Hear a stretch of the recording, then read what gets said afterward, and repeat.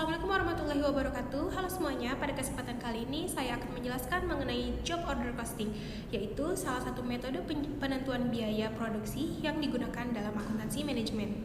Job order costing merupakan sistem pengumpulan biaya yang digunakan ketika perusahaan memproduksi barang berdasarkan pesanan khusus atau custom order.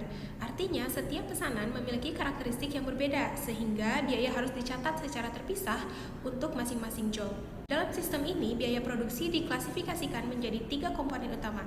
Yang pertama yaitu biaya bahan baku langsung, biaya tenaga kerja langsung, dan biaya overhead pabrik, yaitu biaya tidak langsung seperti listrik, penyusunan mesin, dan biaya operasional lainnya.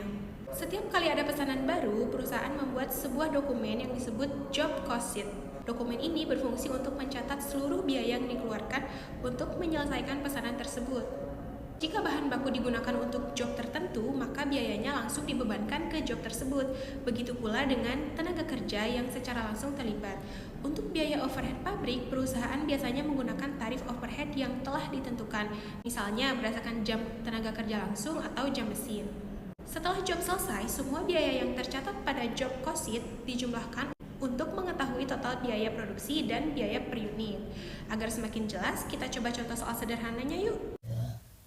Oke, kita langsung masuk ke contoh soalnya. Sebuah perusahaan menerima pesanan untuk membuat 10 kotak hampers custom. Data biayanya adalah sebagai berikut. Biaya bahan baku langsung 500.000, biaya tenaga kerja langsung 5 jam, upah per jamnya 40.000, dan tarif biaya overhead pabrik adalah 30.000 per jam tenaga kerja.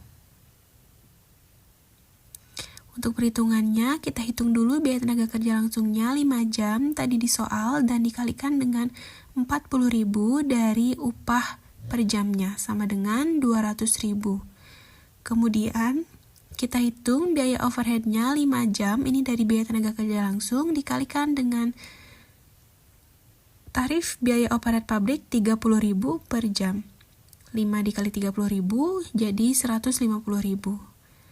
Nah, total biaya produksi untuk job tersebut adalah biaya bahan baku langsung ditambah biaya tenaga kerja langsung ditambah biaya overhead pabrik 500.000 itu dari soal di sini, kemudian 200.000 itu dari sini, dan 150.000 dari biaya overheadnya. Dan hasilnya adalah 850.000.